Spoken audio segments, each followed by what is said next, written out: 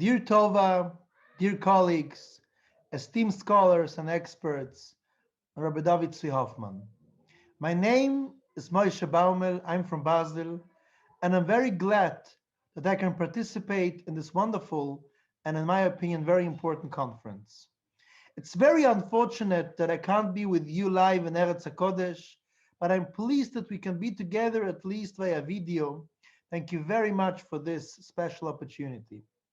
I will talk today about Rabbi David Zvi Hoffman's path between German society and modern Zionism.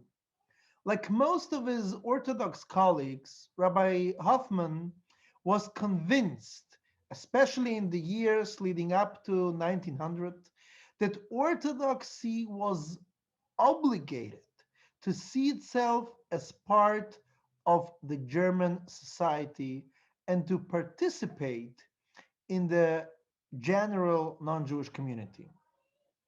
During his years at the rabbinical seminary in Berlin, however, he changed his opinion on the German state and its culture several times, so that one can recognize several approaches in his writings which need to be explained. In his famous work, for instance, about the relationship between Jews and Gentiles, the Shulchan Aruch und die Rabbinen über das Verhältnis der Juden zu Andersgläubigen, published for the first time in 1884, Hoffman emphasized the observance of state laws as indispensable and a religious duty, and he asserted that they should be regarded as sacred and, how he calls it, even divine. He draws on the Talmudic rule of Dina de Malchut Dina, which he translates as the law of the state government is always valid law. Hoffman attempted to demonstrate at length that this rule was recognized by all teachers of the Jewish law as halachically valid, and that every Jew must abide by it, while noting that even Dina Malchut Dina, of course, has its limits, and that state laws may not replace the Torah.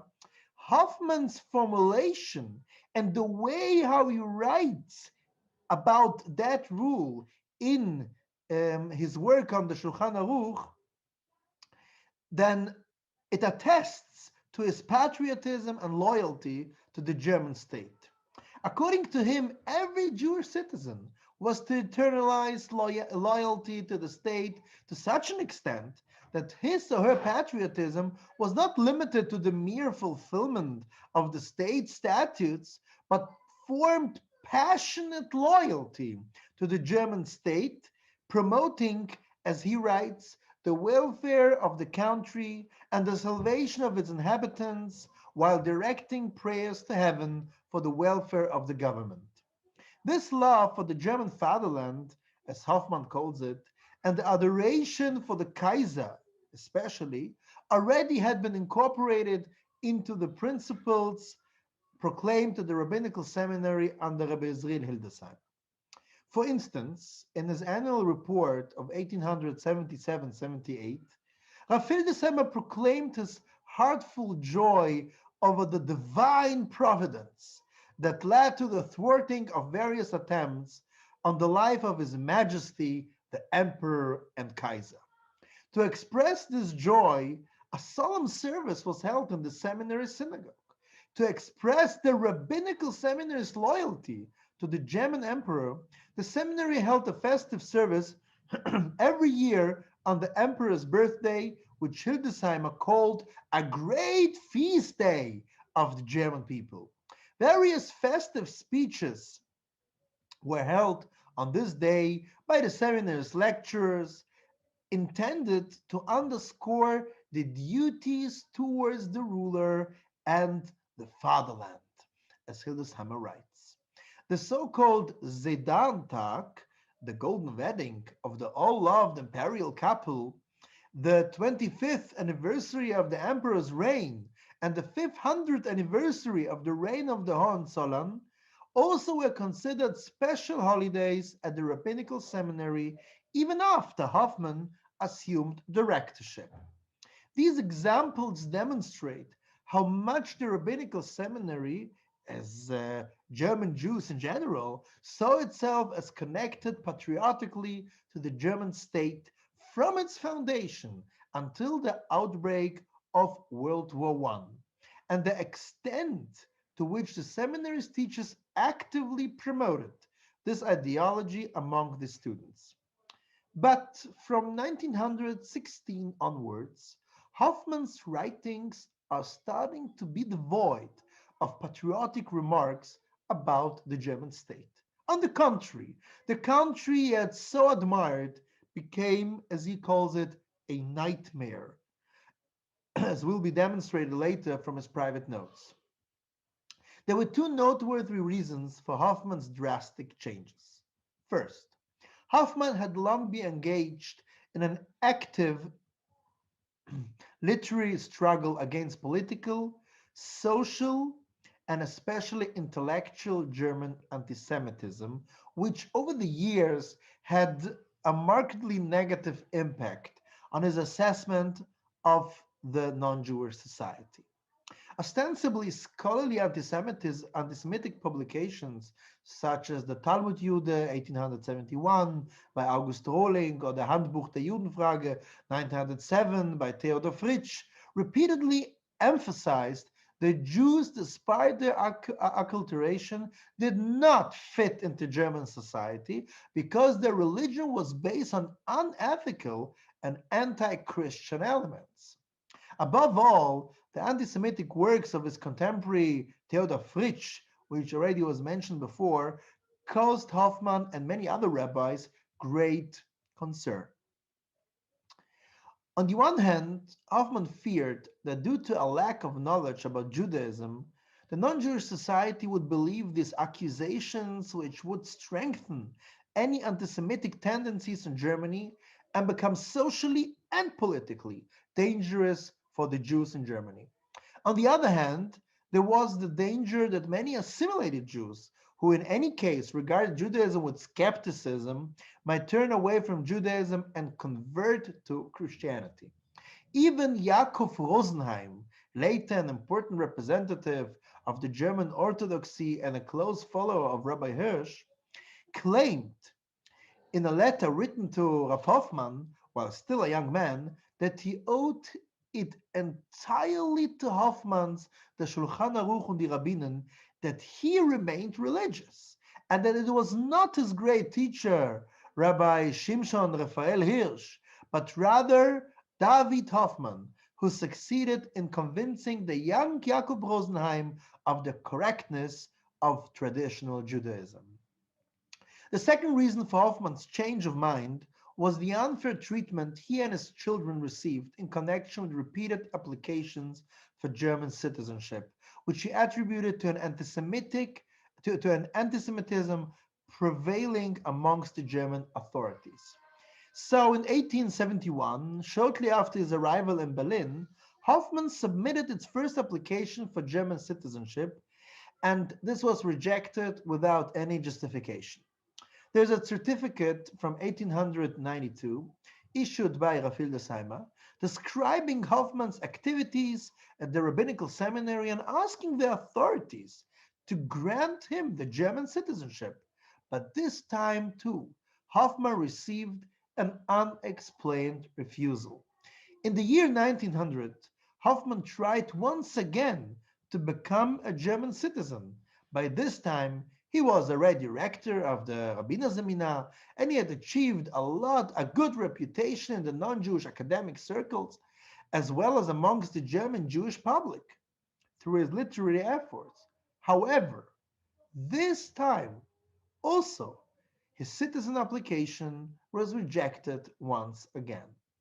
From a small unpublished notebook of Hoffman, a kind of diary, we can read his personal thoughts and fears about anti-Semitism in German society, which was growing continuously during his lifetime.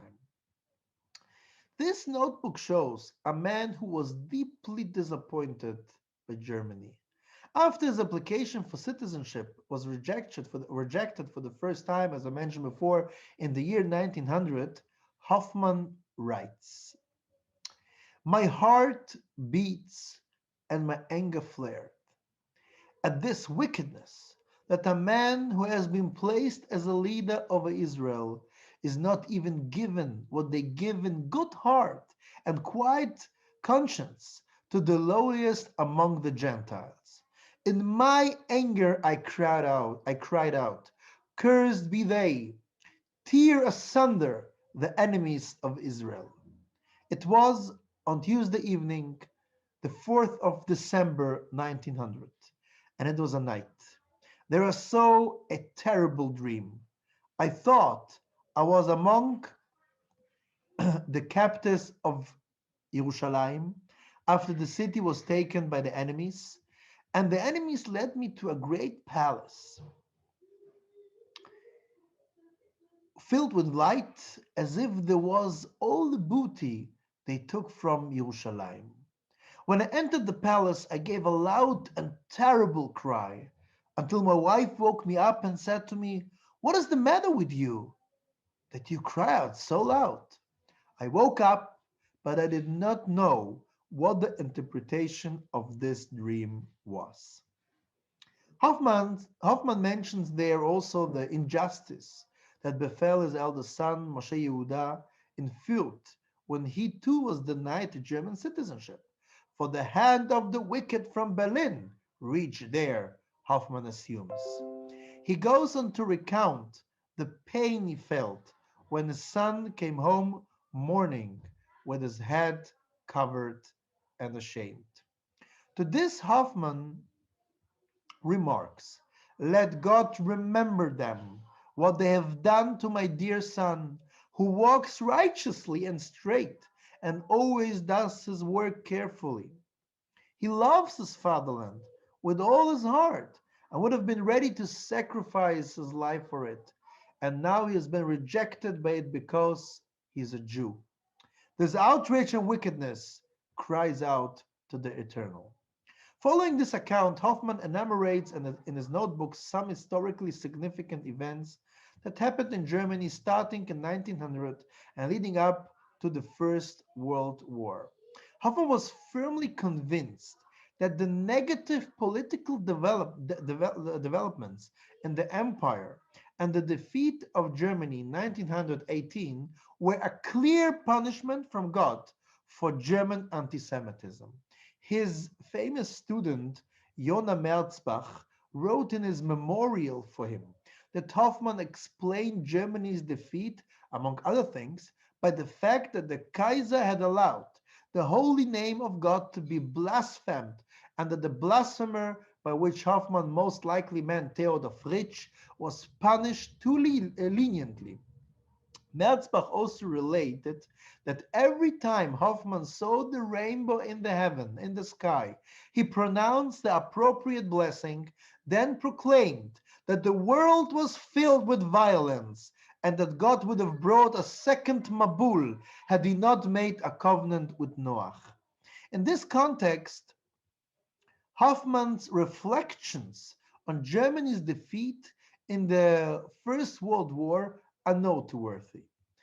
His words reflect the deep disappointment and pain of a rabbinic scholar in Germany and even former German patriot, now over 80 years old, who invested most of his life in training rabbis for Germany and integrating them into German culture. Therefore, Hoffman writes, "Now let me tell you something about the great and terrible war that broke out on the 10th of Av in the year 5674, and by which God immensely punished all the inhabitants of the world for their offenses. The enemies punished this country, Germany, with a very great punishment, so that the emperor was compelled to flee with his whole family to Holland in order to protect his life from the wrath of his countrymen, namely the people from the party of the Social Democrats. Germany has become a republic, and all the officials and dignitaries who before were the ministers of the empire have fallen from the high position to the very bottom. Who to you, Germany, how you have fallen from such a high roof into such a deep pit? Who to you? For my curse has come true in a very terrible way.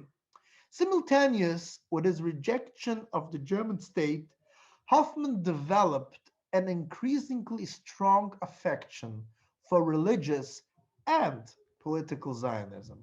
According to Alexander Marx, Hoffman had a very positive attitude towards the person of Theodor Herzl and his Zionist idea, and saw it and saw him and his idea as a forerunner to the return of the Jewish people to Orthodox Judaism. Hoffman believed that the followers of Zionism, having discovered a new national pride in their Jewish self-confidence, would join the Orthodox in colonizing and expanding Palestine. As early as 1902, Hoffman articulated, and that's quite amazing, in a speech to his students, his desire that a time will come and the seminary's graduates someday should continue their activities on the holy ground which God had assigned to his people as an eternal inheritance. Hoffman undoubtedly recognized already back then um, a great enthusiasm for the settlement of Palestine, and definitely was influenced by his teacher Israel Hildesheimer. For Rav Hildesheimer too, expansion of settlements was a particularly important concern, though he emphasized repeatedly that he was concerned only with the colonization and the education of the Jewish youth there, but not a military seizure of the land. Settlements in Palestine were to pave the way for the messianic future, whereas military intervention would have been, at least according to Rav Hildesheimer, a recklessness bordering on crime, since according to him, the actual ideal Yerushalayim will arise only through God alone. Hoffman's support for the Zionist idea takes on particular significance in the context of his educational ideal. Just as he assumed in his integrative community model that orthodoxy ultimately would exert its influence on less observant Jews in Germany, so too did he think that sooner or later the Zionists in Palestine would join forces together with traditional Judaism. In his endeavor, Hoffman believed that the Orthodox Mizrahi movement would be an important impetus for that project. From 1907 onwards, Hermann Struck, an important member of the German Mizrahi movement, maintained a dynamic correspondence with Rabbi Hoffman.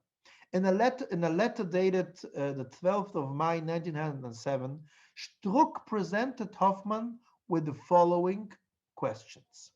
First, do you believe that Zionism contradicts the ideas of the Torah law abiding Judaism, or so-called Torah Treues Judentum? Second question, if not, do you consider it necessary for the Torah Treues Judentum to participate in the Zionist work and to unite within the Zionist organization in the Mizrahi? Third question, by what means will an influence, and it means in the positive religious sense, on the Zionist movement be achieved? A reply letter from Hoffman is unfortunately not known to me, although I assume at least that Hoffman was known in the Mizrahi circles for his positive attitude towards political Zionism, and Struck probably knew from private conversations that Hoffman would indeed support the Mizrahi ideology. Struck's purpose in writing was here to have Hoffman make his views known in writing to the Orthodox public.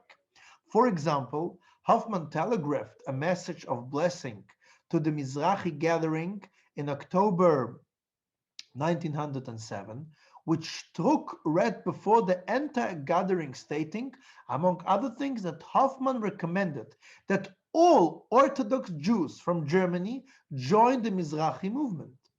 Despite his positive attitude towards Zionism, Hoffman was invited in 1912 to the founding meeting of the then anti-Zionist Agudas Israel in Katowice in his capacity as Germany's most important rabbinical authority. In his speech there, Hoffman stressed the importance of peace and unity among the Jewish people, religious and non-religious, which was always his top priority. Hoffman was even elected then to the rabbinical council of the Agudat Israel, of the Agudas Israel. The support of the Zionist Mizrahi movement on the one hand, and his high standing in the anti-Zionist Agudas Israel on the other hand, are just signs of Hoffman's desire to strengthen unity within the Jewish community and not having established really any political view on Zionism. However, since these two organizations had different political orientations, Hoffman always said that he tries to stay clear of political debates, believing that a rabbi should not interfere in politics. Despite Hoffman's desire to create Jewish unity, these groups unfortunately encouraged divisions amongst the Orthodox camp in the 20th century and exploited Hoffman's rabbinic authority for their own political ends. Thus, for example, in the year 920, Mizrahi claimed that Hoffman had described joining the Mizrahi is a mitzvah from the Torah. The editors of the anti-Zionist Frankfurt newspaper, the Israelite, inquired whether Hoffman had indeed made such a statement and eventually learned that Hoffman had distanced himself from such a statement. Nevertheless, the Israelite, which equated the question on Zionism with the question of the Austritt, criticized Hoffman's opinion that joining Mizrahi was purely political and not a question of religious law. For the Israeli, joining the Zionist movement meant cooperating with secular or even anti-religious Jews, and since for Rav Hirsch, and according to the Israelite, also according to Rav Hildesheimer, the Austritt was indeed a matter of religious law, not communal question, not political question, a question of halakha. And according to the Israelite, this should have been the case for joining Zionism as well. Thus, the Israelite wrote, "For the rest, we would like to dispense with a discussion and permit ourselves only the remark that Hirsch and Hildesheimer, at any rate, did not regard the question of entrance into a Reform congregation as merely political one, but as one, of religious law, and that one therefore does not understand why, according to Rav Hoffman, the question of joining the Mizrahi should escape religious decision." Anyhow, in summary, after many years of disappointment, Hoffman's patriotic attitude towards the German state and its culture became less and less important, which is why he made expansion and support of religious Zionism a central theme of his life. During his later years, Hoffman signed some of his letters and notes with the Hebrew initials Aleph Taf, an abbreviation for the Hebrew Ish Tikva, the man of hope. While this was a Hebrew allusion for his German family name Hoffmann, as in German you say for hope, Hoffnung, therefore Hoffmann, in the context of the transformation of his personal attitude towards the German state, there was, at least according to my opinion, a far more behind this signature Aleph Taf.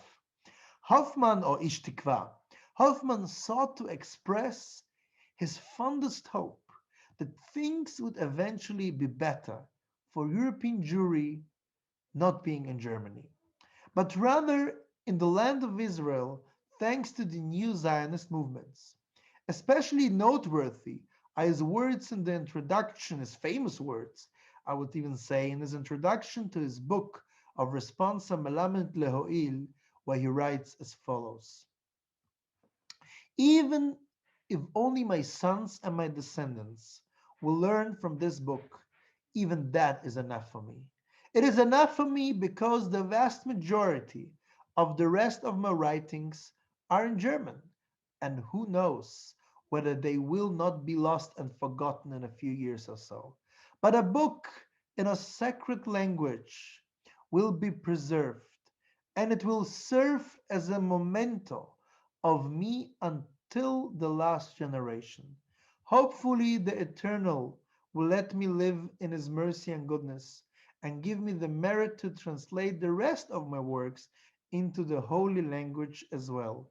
Then I will offer my peace offering with singing on the altar of the Ketoret, and the Eternal shall give me the merit to go up and singing towards Zion.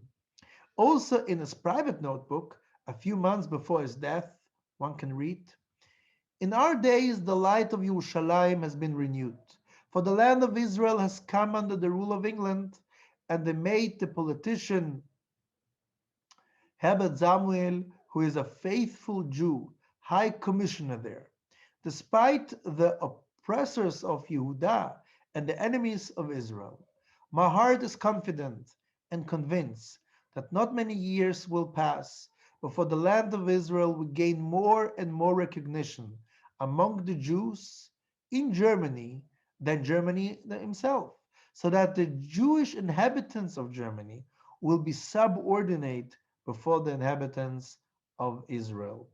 Praise be to the Eternal, who changes the times and changes the seasons. Atkan, the words of Rabbi Hoffman, and I want to add to them that let's hope that the same desires of Hoffman had to be in Eretz HaKodesh, to be in Israel, so we who are forced to stay, at least for the moment, in the diaspora, also will join you in Eretz Israel for hopefully another conference in the future. All the best. B'atzlacha rabba v'kol tov.